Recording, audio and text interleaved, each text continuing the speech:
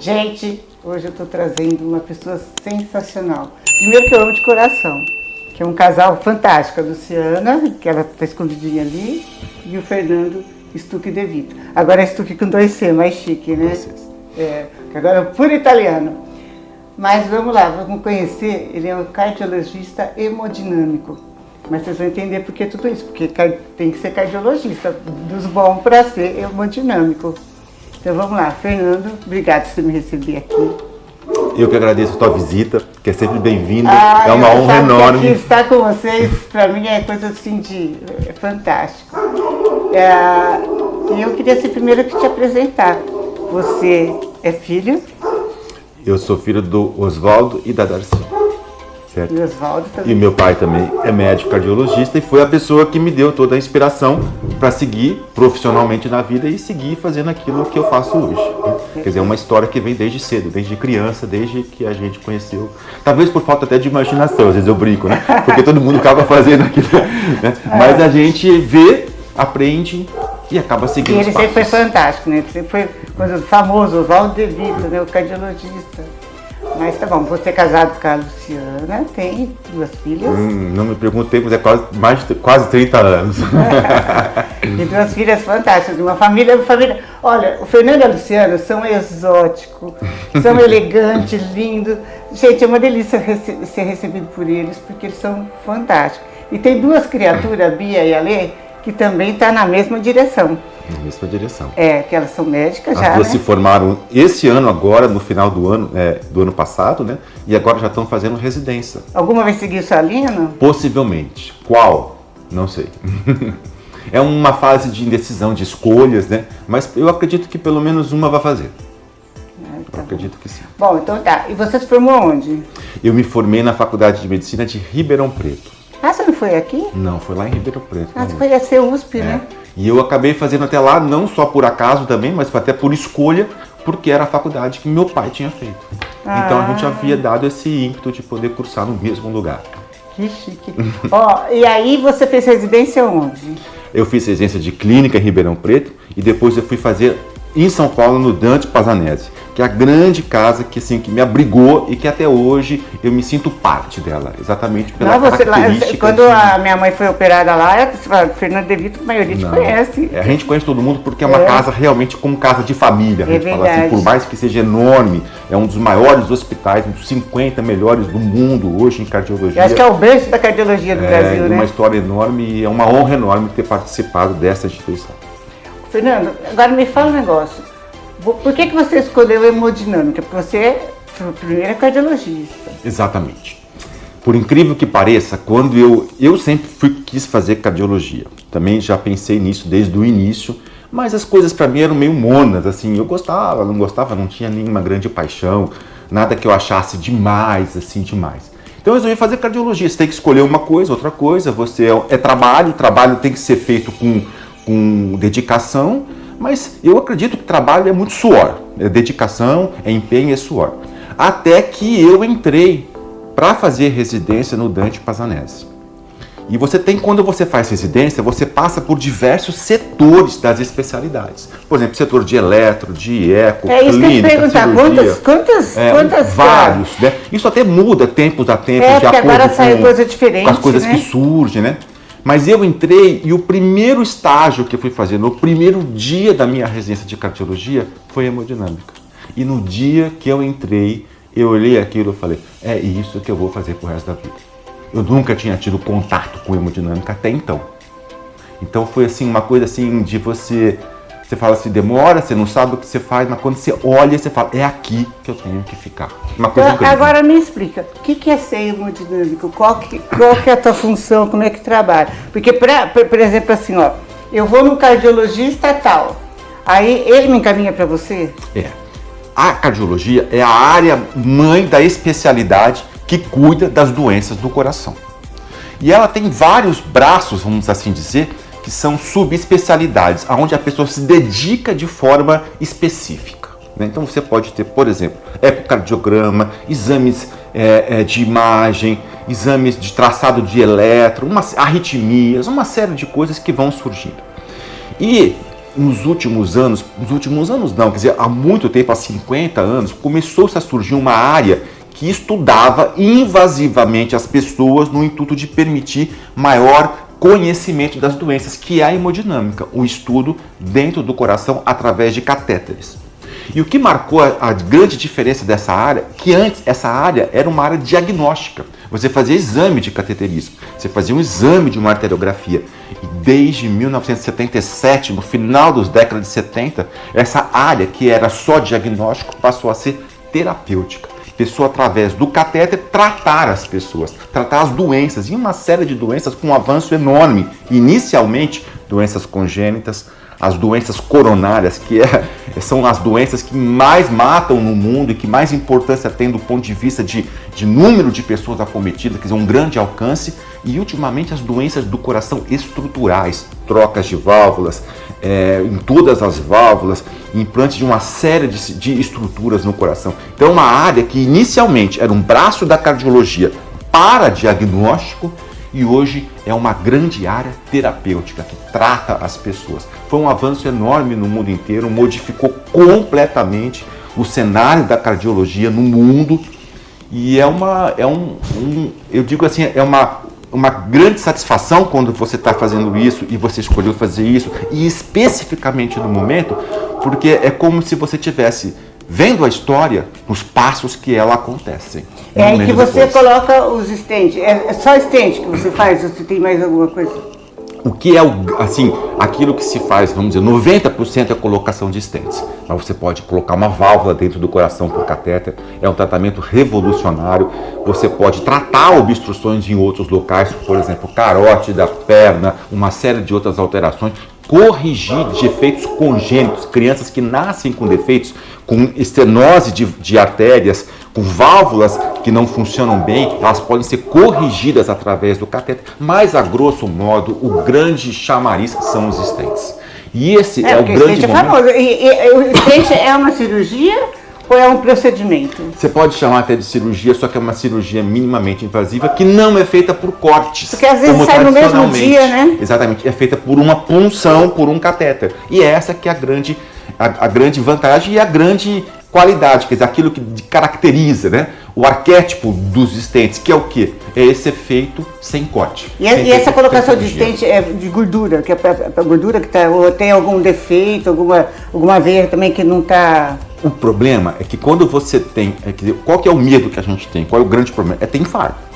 E quando você tem infarto é porque uma artéria oclui, ela obstrui totalmente. E o sangue para de circular naquela região e aquela região morre. E ao morrer, traz risco de vida para a pessoa que não é baixo. A grande vantagem disso aqui é que quando se começou a tratar, se fazia angioplastia. Ia lá com um balão, abria e saía. Só que, qual era o problema? Voltava. Muitos casos podiam voltar e às vezes, na hora que você fazia, podia evoluir mal e precisar de cirurgia.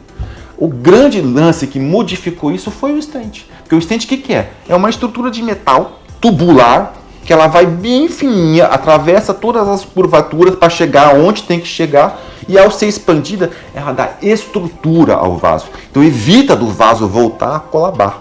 E o que é interessante, precisa falar, o primeiro stent do mundo foi colocado no Brasil, em São Paulo. E depois, com o tempo, mesmo assim, se desenvolveu uma nova tecnologia revolucionária, que são esses stents com medicamentos, que atuam favorecendo essa cicatrização para que aquilo fique pérvio, aberto por muito tempo, que são os stents farmacológicos, 2001. Também, pela primeira vez no mundo, tecnologia brasileira de São Paulo. São Paulo para o mundo trazendo isso. E isso modificou toda a possibilidade. Então é o que você falou, hoje em dia, é muito simples, parece, porque todo mundo vai, trata, vai embora no dia seguinte e as pessoas nem levam aquele peso de fazer agora virou, né? A gente virou moda colocar. As pessoas encaram tão tranquilamente, porque as pessoas veem como é tranquilo, como a evolução é favorável, não se assustam mais, não tem aquela coisa que tinha há 20, há 30 anos. Você falou um negócio do infarto, né? Outro dia, conversando, pedimos um amigo e falou, morreu de infarto. Eu falei assim, é pressão alta, né? Porque a gente... Ela falou assim, não, o infarto não é só pressão alta, tem vários... O que é que causa tanto infarto? Exatamente, essa que é a grande característica do infarto. Na verdade, eu acho que de quase tudo na vida, né? Nada é causado só por uma coisa e uma relação linear. São várias coisas que contribuem para que alguma coisa aconteça, né? É um cenário complexo, mas pressão arterial é um deles. Pressão alta é uma coisa que, se não é tratada, traz maior risco de infarto. É chique, viu, gente? É pressão arterial, não é pressão alta. E assim como outras coisas, né? Colesterol alto, uma vida sedentária, estresse. Fernando, esse negócio de vida sedentária me irrita, porque eu não sou muito chegada em exercício físico, né? Mas tem que fazer agora por causa de joelho, eu brinco sempre. Gente, a tartaruga faz exercício? Não faz, mas agora de 200 anos. O que você tem que fazer tanto exercício físico desse jeito? Olha, eu vou te falar mais. E exercício tem que fazer. Nossa. Exercício tem que fazer. Você tem que fazer exercício. Quanto você fizer o exercício de forma mais prolongada, mais constante na sua vida, não é só infarto que você não vai ter. Menos chance de câncer, maior qualidade de vida, maior longevidade. Então, realmente, se tem uma coisa que é boa, que a gente tem que fazer é mexer o corpo. Então, mas a idade também, ela né, não tem jeito, você chega numa idade que pode você morrer de fazer exercício físico, que não dá certo. Sem dúvida nenhuma, né? Sem dúvida nenhuma. Que não dá certo, né? Ô, Fernando, o coração é uma coisinha tão miúda, né? Não é tão pequenininho, desse tamanho. Mas desse tamanho? Eu achei que fosse um negócio Não. O coração da gente é assim, desse tamanho. É um pouco maior, sim. Mas o que cabe tanto procedimento num negocinho tão pequeno? É um pouco maior e depende, é claro, do tamanho da pessoa, né? Isso é uma coisa proporcional ao índice, né? Mas é maior, sim. E é uma estrutura muito complexa, porque ela está relacionada com todos os vasos do corpo todo. E fala coração, agora me fala um negócio, coração dói? Coração dói, mas dói de forma diferente, pessoa a pessoa, e é esse que é o ponto importante. Mas também, por que todo mundo culpa o coração, né? Fala assim, olha, nos sentimentos, né? Ou é de negativo ou positivo, amor, ódio, é o coração, sente no coração. E realmente, você já esteve apaixonado? O coração faz assim, né? A gente vive apaixonado, né? Se não vive apaixonado, a vida não vale a pena, né? Aí você fala assim, aí você tá morrendo de ódio, parece que o coração também vai, né, bombar. E quem que manda? É o cérebro, cerebelo ou é o coração? Na verdade, o coração tem uma interação complexa, tanto do ponto de vista neurológico como moral, neuromoral, com todo o organismo. Ele responde por uma série de coisas, mas é uma interação realmente complexa. Tanto tudo que a gente sente na cabeça, as emoções, né? Responde aqui dentro com uma série de respostas do corpo todo. Então, eu acho que do ponto de vista assim holístico da gente, a gente pensa como uma pessoa, as coisas elas não são separadas. Esse que é o grande ponto. Tudo dentro da gente é relacionado. Tudo dentro da gente, ele se conversa, ele se interage. Por isso que é importante que você veja, que as pessoas se vejam inteiras, de uma forma plena, dentro de um contexto, no convívio com as pessoas, né? No convívio com o mundo, em todas as suas faces. Isso é fundamental para a saúde mesmo, né? Não é só uma questão de controlar doenças, de tomar remedinhos, de fazer o estilo de vida. Não, é uma questão realmente de buscar uma vida plena. Eu acho que esse é o segredo para você viver bem e viver de forma boa. O equilíbrio também de alimentação, né? Alimentação é super importante. Agora, você já viu falar que, agora, esses tempos atrás eu ouvi falar, olha, o intestino é o cérebro do ser humano. Então, sei lá, então por isso que eu não falo consigo assim, entender muito essas associações. Então, não, porque fala assim, não, mas são as frases, né, que dão, é que nem fala assim, como que fala assim, do coração, eu tô com uma dor no coração, né, você vê uma pessoa, mais ou menos, você não, né, meu coração vai estourar, né, de tanta raiva, não é? Eu procuro ver tudo isso nesse sentido que a gente estava conversando, as coisas estão juntas, né? Eu também não acho que é tão importante quem que é mais importante. Ninguém quer ter cérebro se não tem coração, se não tem... Tudo é importante dentro da gente. É um conjunto, né? Acho que não é uma briga para ser mais importante, não. Ô, Fernando, você já escreveu livros, né? Ele escreveu capítulos de livros, nunca o livro inteiro, né? Capítulos de livro, né? Mas é importante, né? Não, sem dúvida. E também é difícil. Um livro bam. Também é difícil, né? A gente se dedicar a isso é difícil, né? Porque médico, quando é médico assim, a gente gosta de trabalhar atendendo as pessoas, né? Essa que é a minha característica, eu gosto de fazer isso, né? E a gente tem que arrumar tempo para fazer também esse outro lado da profissão, que é estudar, escrever, pesquisar, fazer seu... Mas isso também é importante, né? Porque uma coisa vai contribuir para que o atendimento seja bom, para que a evolução continue constante, né? Olha, uma coisa que eu admiro em você, isso aqui é uma coisa mais particular, tá? O Fernando é quieto, Ele é super... Você tem hobby? Porque você é tão certo. Não tenho hobby nenhum, Denise. Meu hobby é não fazer nada. Eu Mas... gosto de ler. Eu gosto de ler muito. Mas, bons restaurantes, boa bebida. Ah, sim. Também sim, boa. Mas é interessante assim, olha, que eu acompanhei você no teu... Não foi no pós-doc, foi no teu doutorado. Doutorado mesmo, em 2000 e... Concluiu em 2005. 2005. Então eu também fui junto, né? Gente, ele é sério, quieto, difícil para conseguir falar com ele assim, se você chegar perto, ele fala assim, não. Mas quando você pega o microfone, eu fico babando. E ele foi fazer esse doutorado e achei muito interessante. A banca ficou assim, ó, nele falando, e nós ainda mais babando ainda, né? Aí que você também fez aqueles congressos, que você também cresceu assim no microfone. Você trouxe os dois congressos? Foi dois congressos grandes, a gente fez vários cursos. Trouxe muito médico famoso pra cá. E foi uma fase de implementação em Catanduva daquilo que se fazia, né? Que era novidade, que era pioneirismo. Então precisava se colocar. E também naquela época se fazia muito isso daí, né? Hoje talvez menos, porque ainda mais, não só ultimamente, nos últimos 2 anos, mas assim, porque nós temos hoje uma facilidade também de transmitir informação online, né? Então, na verdade, isso modificou um pouco aquela ideia que você precisava estar com as pessoas juntos para você poder trocar informação, conhecimento. Então foi feito e foi muito gostoso, muito bom. Você trouxe um médico que era famosérrimo, como que era ele? Então, eu acho que sim, se tiver, várias pessoas eram importantes e vieram aqui e contribuíram muito. Mas tem que falar uma pessoa importante, o Dr. Eduardo Souza, sem dúvida nenhuma, né? Um dos maiores médicos do mundo, né? Foi agora, infelizmente, ele faleceu faz pouco tempo, meses. E ele foi homenageado no mundo inteiro. O Dr. Eduardo foi quem descobriu o stent e foi quem descobriu o stent farmacológico. Então deu uma contribuição ele era de São Paulo? para o mundo. De São Paulo. É um maranhense que trabalhou a vida inteira, diretor do Dante Pazanese, e viveu a vida inteira dedicado àquilo. E é realmente uma referência no mundo inteiro. Você falando em nordestino, você trouxe aqui também o que é o atual ministro da Saúde? O Queiroga. Queiroga veio aqui também. Pouco tempo antes, o Queiroga, ele foi presidente da Sociedade de Cardiologia, ele veio aqui exatamente num evento da Faculdade de Medicina com os alunos, divulgando uma linha de conhecimento, uma linha que ele acreditava ser muito importante, que é válvula aórtica colocada pelo catéter. Logo depois ele foi ser presidente da sociedade e, com nossa surpresa também boa, hoje é o ministro da Saúde. E você recebeu ele aqui nessa casa. Ele veio aqui em casa. Mega cantar. E a Denise sempre junto com a gente, né? Por isso que eu sei, né, Fernando? Bom, né? O bom de eu estar junto, porque eu tô vendo como eu lembro.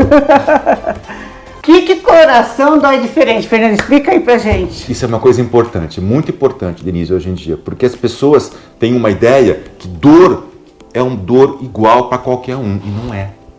A dor é diferente de pessoa a pessoa.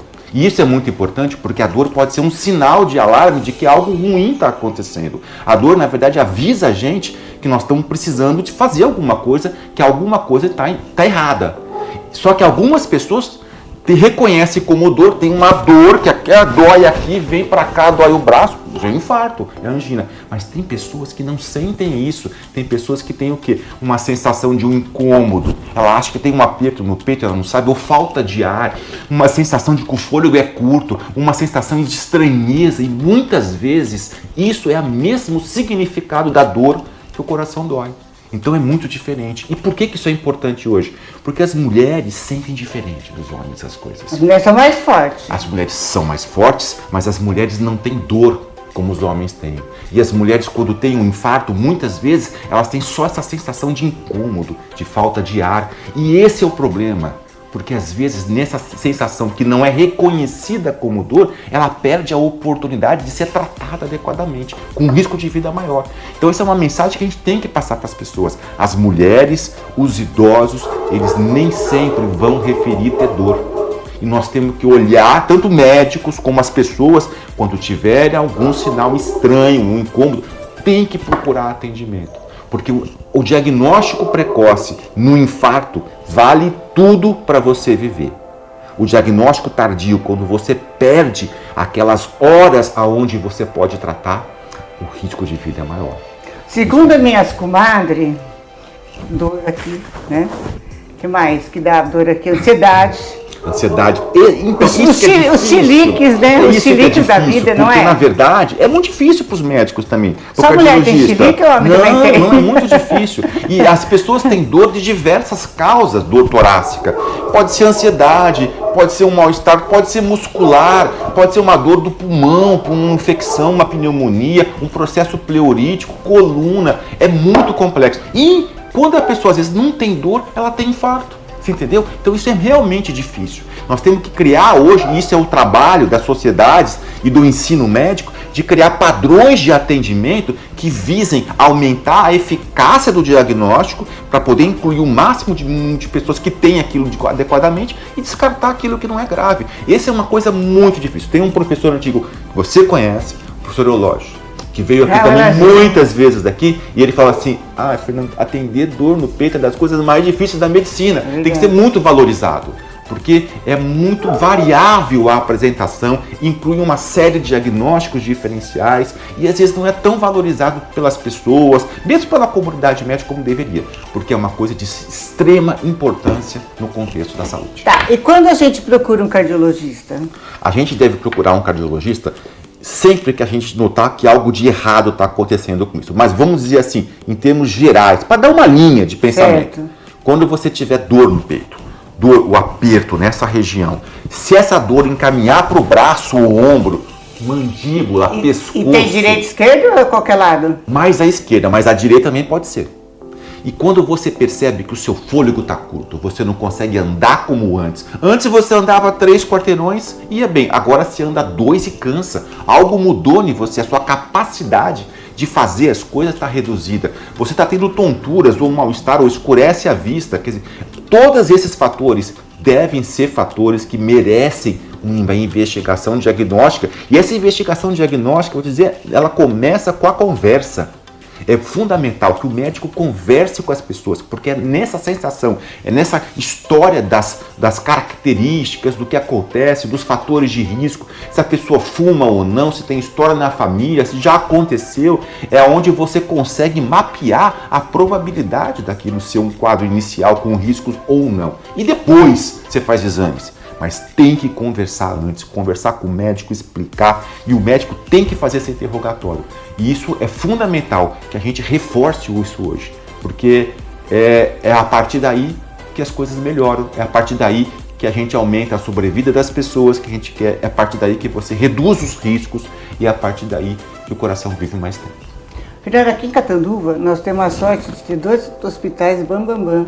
Os 2 fazem cirurgia de coração, né? Disso. Não sei se é cirurgia, procedimento. Sim, os 2 fazem hoje.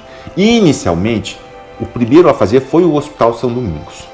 Depois de mais ou menos alguns anos, já no Padre Albino também foi desenvolvida toda uma estrutura que envolve equipamentos, uma série de coisas que permitiram fazer isso. Mas hoje os 2 atuam de forma semelhante. E a gente tem a mesma equipe trabalhando nos 2 hospitais, o que é uma coisa inédita, eu acho, do ponto de vista de cidades. Eu acho que ela é muito boa, porque isso garante um atendimento de qualidade, tanto no SUS, nos convênios, no privado, porque são as mesmas pessoas que trabalham, tanto enfermeiro, médico, administração. Então nós cuidamos de tudo isso de uma forma conjunta. Eu acho que isso é muito bom, porque isso diminui as diferenças que a gente sabe que existe entre SUS e planos privados. Então isso é uma coisa inédita que eu acho que é uma grande vantagem da cidade. E a gente tem tanto os procedimentos de cateterismo, da cardiologia intervencionista coexistentes, como cirurgia cardíaca, hoje sendo feita de rotina nos 2 hospitais. Fernando, aqui vocês, né, faz transplante? Não, aqui na cidade não se faz transplante. Transplante é uma estrutura bem complexa e ela tem que ser regionalizada, quer dizer, você tem assim regiões com um grande número de pessoas para ter centros que façam transplante. São José do Rio Preto faz? São José do Rio Preto faz, e Campinas faz, e São Paulo. Porque toda essa estrutura do transplante ela tem que fazer parte de um mapa, onde tem a drenagem dos pacientes, dos doadores, a fila, o andamento, todo o envolvimento tecnológico para que aquilo seja custo efetivo, porque é muito caro realmente fazer transplante. Mas aqui se faz muito bom captação de órgãos. aqui. Existe um sistema muito bem desenvolvido e é importante isso, é muito importante nos hospitais que eles conseguem realmente, isso fornece, viabiliza, né? Pessoas que precisam, que têm não só transplante do coração, transplante de uma série de coisas, né? Eu acho que é uma coisa fantástica isso hoje em dia, e você ter uma população que realmente entende, colabora com isso, entende, na verdade, essa generosidade em momentos de dor, quando perde um ente querido, é uma coisa fantástica. Então é um trabalho assim que a gente tem que louvar na cidade, é esse trabalho de captação dos transplantes. Da vida, né? Da vida. Fernando, você tem consultório médico que você atende pacientes, assim? Eu, na verdade, eu não sou um cardiologista clínico hoje em dia, pela opção daquilo que eu faço. Então eu não atendo no consultório as pessoas quando procuram primariamente. E nós temos na cidade uma série de cardiologistas de excelência que fazem esse trabalho. O que eu faço se concentra sempre dentro do hospital, que são procedimentos via catéter, tanto o diagnóstico quanto os stents, o terapêutico. Eu trabalho, para vocês verem, de manhã no Padre Albino e à tarde no São Domingos. A gente tem uma agenda que percorre esses dois lugares para dar cobertura a toda essa população. Você trabalha no Número Carlos também, porque eu já te vi lá. No Número Carlos, sim, mas o Número Carlos é mais a faculdade. Nós não temos a hemodinâmica lá dentro, né? Então nós vamos lá como professor, na faculdade, uma série de atividades desse tipo. Mas a atividade da hemodinâmica é no Padre Albino e no São Domingos. E não é só Catanduva, quer dizer, toda uma região de Catanduva que cresce muito, porque são várias cidades, uma região muito rica, interligada, e aonde a gente procura criar e estabelecer um padrão de atendimento de excelência. Então, mas todos que você atende foi indicação médica? Sim, sempre com indicação médica. Ele passa por algum médico, quer seja médico em consultório, no momento de uma consulta, eletivo, quer seja, o que ocorre muito hoje em dia de emergência. Quer dizer, a pessoa chega, vai para um pronto-socorro com quadro de início de infarto e tem que ser atendido de imediato. E a gente tem cobertura 24 horas aqui na cidade. 24 horas. Isso pode ser qualquer hora do dia, da noite, o atendimento é feito e sempre buscando atender no menor prazo possível, porque isso que é importante no atendimento de urgência. Quanto mais rápido a pessoa chega no hospital, quanto mais rápido o hospital aciona o sistema, quanto mais rápido ele é atendido, maior a chance de sobrevida. É um grande segredo para melhorar atendimento de infarto, para reduzir o número de mortes por infarto do mundo. É esse o trabalho que tem que ser feito. Tempo, lutar contra o tempo. Fernando, obrigado. E só que agora eu queria que você desse assim, uma mensagem, né, para as pessoas que estão assistindo, porque tem gente que já está com dor no coração já. A primeira coisa que eu acho que é importante é que exatamente a gente, quando coloco alguma coisa relacionada à saúde, ao risco de infarto, às doenças, a primeira coisa que tem que falar é que isso não é feito para causar medo. Isso não é feito para causar pânico nas pessoas, isso não é feito para assustar. Medo é muito ruim, medo não se deve ter. A gente, se tiver risco de ter um problema, nós temos que enfrentar o problema. Enfrentando o problema se resolve o problema, é sempre assim.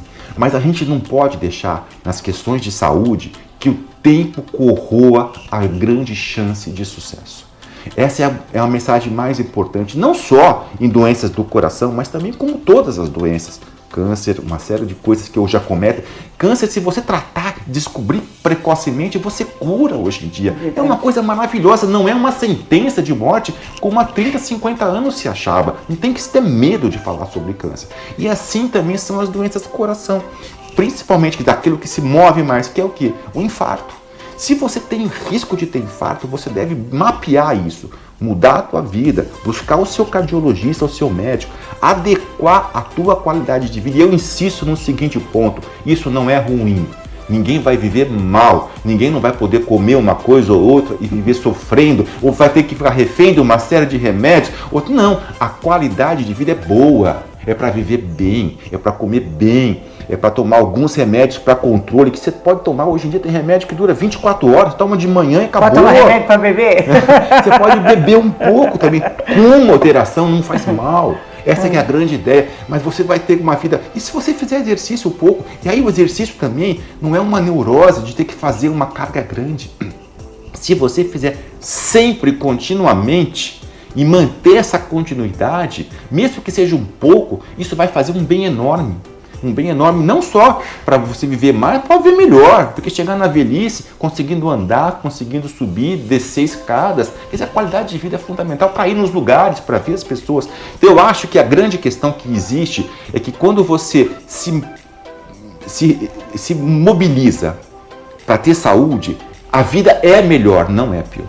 Então não se deve ter medo disso, não se deve se achar que você vai acabar com todos os prazeres para viver condenado numa vida pobre. Não é verdade. Isso não é um conceito correto.